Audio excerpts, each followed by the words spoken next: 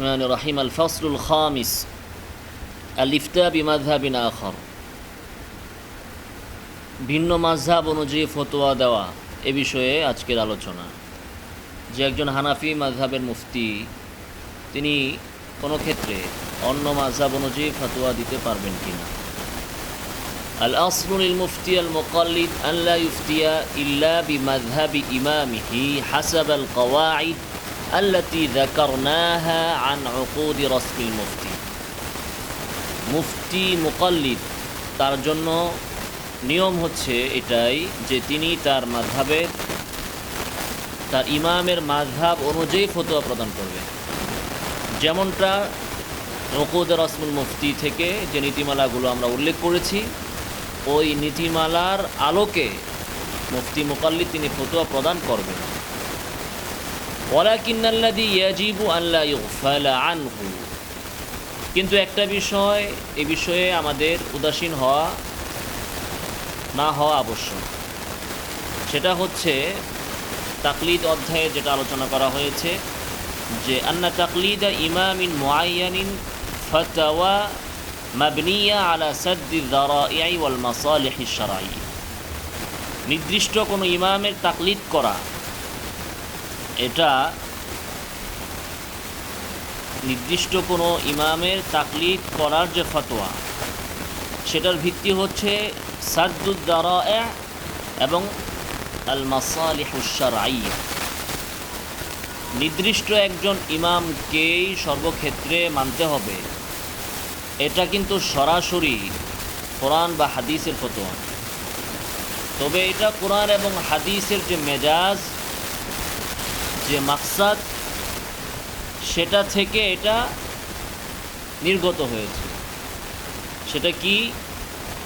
যেই ফতোয়াটা দেওয়া হয়েছে সাদ্দুদ যারাই এর জন্য। সাদ্দুদ যারাই মানে কি? সাদ্দে যারাই মানে কি? ছিদ্র পথ বন্ধ করার জন্য। অনেক সময় কোনো বিধান দেওয়া হয় আমভাবে, তো অনেক মানুষ সেটার, যেমন ধরেন দেশে জরুরি অবস্থা জারি করা হলো যে সন্ধ্যা এতটা থেকে কেউ বাহিরে বের হতে পারবে না। এই যে বিধান, এই যে আইন জারি করা হলো, জরুরি অবস্থা কেন জারি করা হয়েছে? যে একটা দল বা একটা গ্রুপ বা কিছু সংখ্যক বা বহু সংখ্যক মানুষ দেশের ভিতরে বিশৃঙ্খলা সৃষ্টি করতেছে। তারা বাহিরে বের হয়ে প্রশাসনের বিরুদ্ধে অরাজকতা সৃষ্টি করবে, হাঙ্গামা করবে। এই হাঙ্গামা যেন না করতে পারে কেউ, এই জন্য নিয়ম দেওয়া হয়েছে যে কেউ রাস্তায় বের হতে পারবে না, বের হলে তাকে গুলি করা হবে। এখন একজন নিরীহ মানুষ, সে ফুটপাথে ব্যবসা করে অথবা হকার, সে দিন আনে দিন খায়, এই কাজের জন্য সে রাস্তায় বের হতে চায়। তাকে কেন বাধা দেওয়া হবে? সে কোনো দলও করে না, তার হাতে কোনো অস্ত্রও নাই, সে এই সমস্ত কিছু বুঝেই না। সে শুধুমাত্র তার রুজি অন্বেষণের জন্য রাস্তায় বের হবে, তাকে কেন বাধা দেওয়া হয়? শুধু তো নিয়ম করার দরকার ছিল যে সন্ত্রাসীরা বা মিছিল নিয়ে কেউ বাহিরে বের হতে পারবে না, কেউ বাহিরে যেয়ে মিছিল করতে পারবে না, কেউ একসাথে জমায়েত হতে পারবে না। এই বিধান না দেওয়া দরকার ছিল, এই আইন না করা দরকার ছিল। কিন্তু আইন করা হলো কি কেউ বের হতে পারবে না। কেন? সাদ্দে যারাই, পথ বন্ধ করার জন্য। যখন পরিস্থিতি এটার তাকাজা করতেছে যে জরুরি অবস্থা দিতে হবে, নাহলে সরকার নিয়ন্ত্রণ করতে পারতেছে না, ওই অবস্থায় যদি এই পথ খোলা রাখা হয় যে সন্ত্রাসীরা বের হবে না, মিছিলকারীরা বের হবে না, জমায়েত করা যাবে না, কিন্তু কেউ যদি নিজের প্রয়োজনে বের হতে চায়, ব্যবসার কাজে বের হতে চায়, তাহলে বের হতে পারবে। এই পথ খোলা রাখলে, এই ছিদ্র দিয়ে,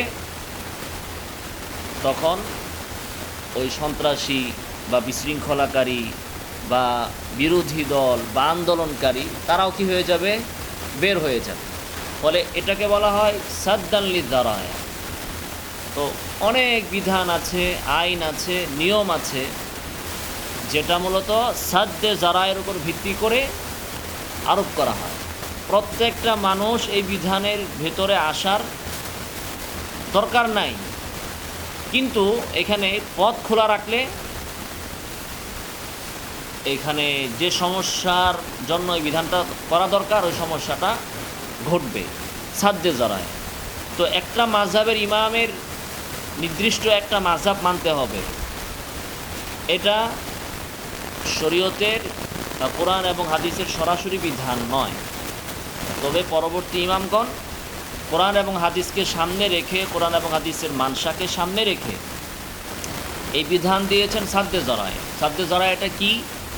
যদি এই পথ খোলা থাকে যে আপনি এক এক সময় এক এক ইমামের অনুসরণ করতে পারবেন, তাহলে সেক্ষেত্রে মানুষ তার প্রবৃত্তির অনুসরণ করার সুযোগ পেয়ে যাবে। এখন এমন নয় যে প্রত্যেক ব্যক্তি প্রবৃত্তির অনুসরণ করবে, এটা নয়। অনেক মানুষ আছে যে এক এক সময় এক এক মাযহাব মানবে, যেটাকে সে কোরআন বা হাদিসের কাছাকাছি মনে করবে, যখন যেটাকে ওটাকেই সে মানবে, এমনটা কিছু মানুষ থাকতে পারে। কিন্তু আবার কিছু মানুষ যখন যেটাতে তার সুবিধা তখন সে ওটাতে মানবে।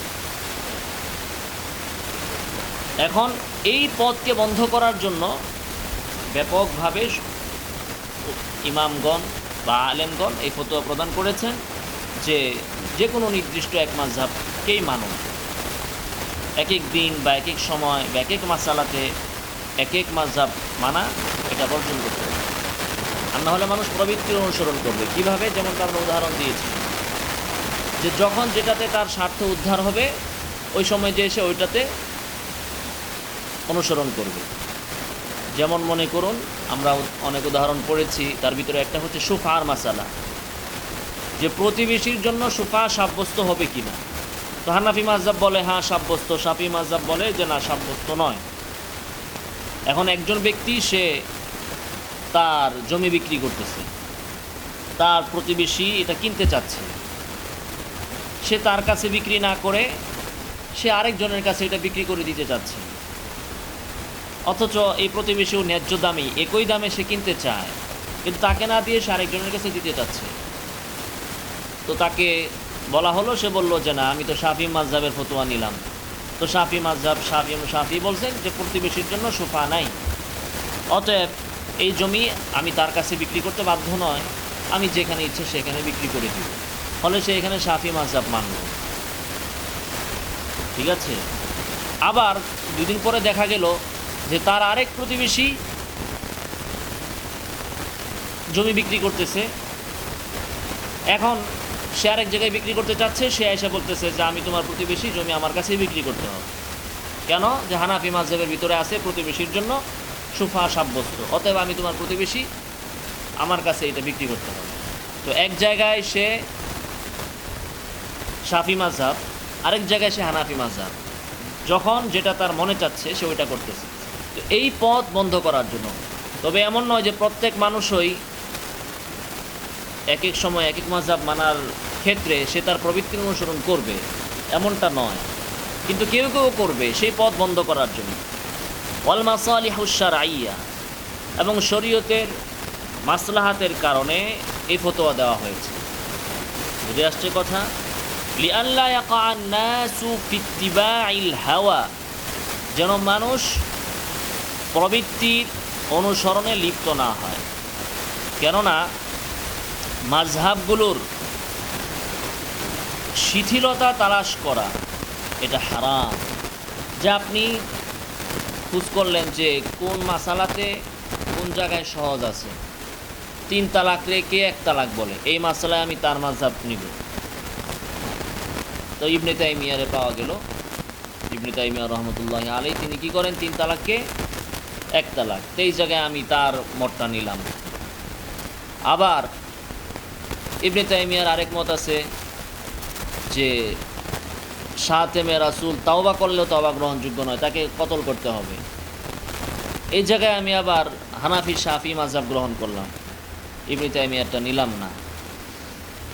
আবার নিকাহে মুতা এ বিষয়ে দুই একজন সাহাবীর বক্তব্য পাওয়া যায় এবং পরবর্তীতে তারা রুজু করেছেন বলেও পাওয়া যায়।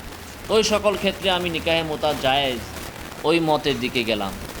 তো এইভাবে সব জায়গায় শুধু শিথিলতা তালাশ করা এটা হারাম। এই পথকে বন্ধ করার জন্যই বলা হয়েছে নির্দিষ্ট যে কোনো একটা মাযহাবকে মানেন, যেন আপনি এক এক সময় এক এক মাযহাবের অনুসরণ করতে না পারেন। وإلا فالمحقق أن جميع مذاهب المجتهدين تفسيرات للشريعة نفسها। অন্যথায় মুজতাহিদদের সকল মুজতাহিদদের মাযহাব এগুলো মূলত শরীয়তরই কি তাফসীর। হানাফি হোক, শাফি হোক, হাম্বলি হোক, যেই হোক না কেন, মালিকি হোক, সবার বক্তব্য মূলত শরীয়তেরই ব্যাখ্যা, শরীয়তেরই তাফসীর। অনেকেই এই বিষয়টা ঘুলিয়ে ফেলে। আমরা যেটা বলি যে সমস্ত মাযহাব হক, তো প্রশ্ন আসে সমস্ত মাযহাব যদি হক হয় তাহলে আপনারা আবার রদ করেন কেন? হেদায়ার ভিতরে লাইনে লাইনে খিলাফান লিশ-শাফিঈ, শাফি রাহিমাহুল্লাহ এই বিষয়ে মতবিরোধ করেছেন, তার দলিল এই আর তার দলিলের জবাব এই, ও উজিবা আনহু। সবই যদি হক হয় তাহলে আপনারা আরেক মাযহাবকে রদ করেন কেন? তার বিরুদ্ধে দলিল পেশ করেন কেন? তার দলিলের জবাব কেন দেন? তো এখানে দুইটা জিনিস, একটা হচ্ছে হক আর একটা হচ্ছে মুসিব, একটা হচ্ছে বাতিল আর একটা হচ্ছে মুখতি। সব মাযহাবই হক, কিন্তু সব মাযহাবই মুসিব না। হক এক জিনিস আর মুসিব আরেক জিনিস। হকের বিপরীত হচ্ছে বাতিল আর মুসিবের বিপরীত হচ্ছে কি? মুখতি। সব মাযহাব হক, কিন্তু সব মাযহাব কি না? মুসিব না। হক মানে সঠিক, হক মানে হচ্ছে সে বাতিল না, ওই মাযহাব অনুযায়ী যে আমল করবে সেও নাজাত পাবে।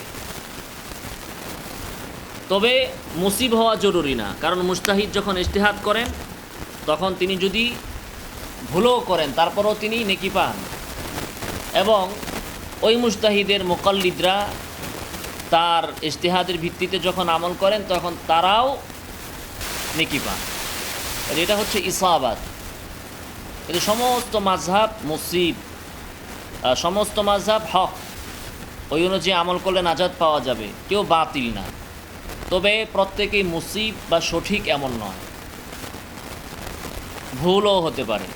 ভুল হলেই তিনি বাতিল না, ভুল হওয়ার পরেও তিনি হক। কিভাবে? আল্লাহ রাসূল সাল্লাল্লাহু আলাইহি ওয়াসাল্লাম বলেছেন, যে ব্যক্তি ইজতিহাদ করলো সে যদি সঠিক করে তাহলে 2 নেকি পেল, যদি ভুল করে তাহলে সে 1 নেকি পেল। তো ভুল করলেও তিনি হক আর সঠিক করলেও তিনি হক। ভুল করলেও নেকি পাবেন, সঠিক করলেও তিনি নেকি পাবেন। তবে হক হলেই তিনি কি না? মুসিব না। এখন একজন সাধারণ মানুষ, একজন মুকাল্লিদ, সে কীভাবে বুঝবে যে এই মুজতাহিদ কি মুসিব না মুখতি? এর সুযোগ তো সবার নাই। ফলে তিনি যদি শরীয়তের অনুসরণ করার জন্য ওই মুজতাহিদের ইত্তেবা অনুসরণ করেন, ভুল হলেও সেটাও হক হবে এবং সওয়াব পাওয়া যাবে। তাহলে এখন 4 মাযহাবের ভিতরে কে হক কে বাতিল? হ্যাঁ, সবাই হক, সবাই হক। এখন কে সঠিক আর কে বেঠিক, কে মুসিব আর কে মুখতি? সবাই হক বুঝলাম, কেউ বাতিল না। এখন মুখতি কে আর মুসিব কে? নাভির নিচে হাত বাঁধা সঠিক না নাভির একটু উপরে হাত বাঁধা সঠিক? যেমনটা শাফি রাহিমাহুল্লাহ বলেছেন, নাভির একটু উপরে, বুকে না। রফুল ইয়াদিন করা সঠিক না না করা সঠিক? ইমামের পেছনে সূরাতুল ফাতিহা পড়া সঠিক না না পড়া সঠিক? কোনটা সঠিক? কে মুসিব আর কে মুফতি? বলেন না কেন? তো এক্ষেত্রে যিনি মুজতাহিদ, মুকাল্লিদ তো তার ইমামের ইজতিহাদ করতেছে, ইমামের ইত্তেবা করতেছে, তাকলিদ করতেছে, তাকে সঠিক মনে করে। কিন্তু যিনি ইমাম, তিনি কোনো একটা মাসালাতে সমস্ত গবেষণা শেষ করার পরে, চিন্তা ফিকির করার পরে, দলিল আদিল্লা ঘাটার পরে, বিশ্লেষণ করার পরে, আকওয়ালে সাহাবা, আমালে সাহাবা, তাবিদের ফতোয়া সব কিছু দেখার পরে মুজতাহিদ তখন চূড়ান্ত পর্যায়ে উপনীত হন, চূড়ান্ত সিদ্ধান্তে উপনীত হন যে না, এটাই সঠিক, আমার কাছে সমস্ত দলিল, বিপরীত দলিলের জবাব সব আসছে, এটাই সঠিক। তখন তিনি এই ধারণা পোষণ করেন যে আমি যেটা দিকে সিদ্ধান্তে উপনীত হলাম এটা সঠিক, তবে ভুল হওয়ারও সম্ভাবনা রাখে। কি রাখে? ভুল হওয়ারও সম্ভাবনা রাখে। আর আমাদের বিপরীত যে মত, আমার বিপরীত যে মত, সেটা ভুল তবে সঠিক হওয়ারও সম্ভাবনা রাখে। মাযহাবুনা সাওয়াবুন ইয়াহতামিলুল খাতা ওয়া মাযহাবু গায়রিনা খাতাউন ইয়াহতামিলুস সাওয়াব। তো আমার মতটা সঠিক কিন্তু ভুল হওয়ারও সম্ভাবনা আছে, আবার তারটা ভুল কিন্তু সঠিক হওয়ারও সম্ভাবনা আছে। এরকম অবস্থায় কি কেউ বলতে পারবে যে আমারটাই সঠিক আর তারটাই ভুল? কারণ আমি সব চূড়ান্ত বিশ্লেষণ করার পরেও, আমি মানে মুজতাহিদ, একজন মুজতাহিদ আবু হানিফা, তিনি সব বিশ্লেষণ করার পরেও তিনি এই ধারণা পোষণ করেন যে তবে ভুল হইতেও পারে, আর আমার বিপরীতটা ভুল তবে সঠিক হইতেও পারে। এই তো এই হচ্ছে একজন মুজতাহিদ যখন গবেষণা করেন, চূড়ান্ত সিদ্ধান্তে উপনীত হওয়ার পর এই স্টেপ। তো মাযহাবের ভিতরে যে বলে আমাদের পক্ষে এই দলিল, আর তারা আমরা রদ করি, বিপরীতটাকে আমরা রদ করি, ইমাম শাফিঈর মাযহাবকে আমরা রদ করি, সেটা রদটা বাতিল মনে করে রদ না, এটা হচ্ছে সঠিকের বিপরীত, ভুল মনে করে আমরা রদ করি। আমরা হিন্দুদেরকেও রদ করি, করি কি না? আবার ইমাম শাফিঈ রাহিমাহুল্লাহর বক্তব্যকেও রদ করি যে হাত কোথায় বাঁধবে, সূরাতুল ফাতিহা পড়বে কি পড়বে না ইমামের পিছনে। তো শাফিঈর রদ আর হিন্দুদের রদ কি এক? হিন্দুরা তাদেরকে আমরা রদ করি বাতিলের উপরে, কাদিয়ানি তাদেরকে আমরা রদ করি বাতিল মনে করে। আর এই মাযহাবের পারস্পরিক ইখতিলাফ, সেখানে রদ হয় কিসের ভিত্তিতে? বাতিলের ভিত্তিতে না, সেটা রদ হয় ইসাবাত এবং খতার ভিত্তিতে। পড়ে আসছে কথা। এবং আমরা নিজেরটাকে সঠিক বলি এই সেন্সে যে ভুল হওয়ার সম্ভাবনাও আছে। এই তো এটাই বলা হচ্ছে যে সমস্ত মাযহাবগুলোই মূলত শরীয়তের ব্যাখ্যা। লা সাবিলা লিত্বানি ফি আহাদিন মিনহা, কোনো একটাকে তান করার সুযোগ নাই, মানে তিরস্কার করার, ভৎসনা করার, যে শাফি এই আপনি যদি এটা না করেন তাহলে আপনি গুমরাহ, আপনার নামাজ হবে না, এমনটা বলার সুযোগ নেই, এবং এমনটা কেউ বলেও না। মাযহাবগত ইখতিলাফগুলো ওইটুকুতে সীমাবদ্ধ। আপনি যেটা করতেছেন আপনার ইজতিহাদ অনুযায়ী করলে আপনারটাও হয়ে যাবে, তবে আমার পর্যালোচনায় মনে হচ্ছে যে এটা সঠিক এবং আপনারটা ভুল, পর্যালোচনায় মনে হচ্ছে, আর আপনার পর্যালোচনায় ভিন্নটা মনে